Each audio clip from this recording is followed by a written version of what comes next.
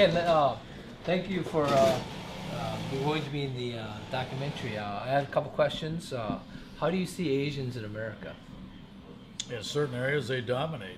In what areas would you say they dominate? Well, fast food, a lot of the fast food, they outnumber some of the other ones. Oh, really? How did you come came to that conclusion? Google. Google. Everything's Google. Yeah. So what did you find out when you did that? Well, we did some studies on it. We were talking and noticed that some of the Asian restaurants, which my wife and I, we'll drive to. She would like to drive all the way to Chicago for lunch. Oh yeah. Or dinner. Chewy Lunch down on right around the intersection of Irving and Elston. And he just head about a quarter or half a block south on Elston from Irving, and it's Chewy Lunch. It's the guy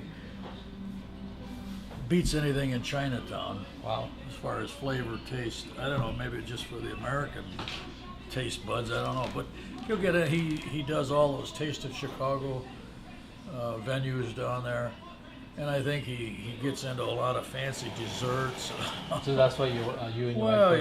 yeah, anything to spoil a girl, Yeah. You know what I mean. And then you said that the Asian restaurants are the largest in terms of numbers. It beats other. Right. There's if you just take Asian American versus I think McDonald's, but I think McDonald's now is overwhelming. But there's different stats you can look at, but when you compare some of the stats, I don't know. I just looked at one this morning, and the Spanish are making big inroads in America. But in terms of restaurant, we're talking about restaurants. Huh? Quantity of restaurants, Spanish versus Asian American versus some of the other ethnic groups, and some of the big urban centers. You can. If you're in Chicago, there's a section for Korea. There's a section for.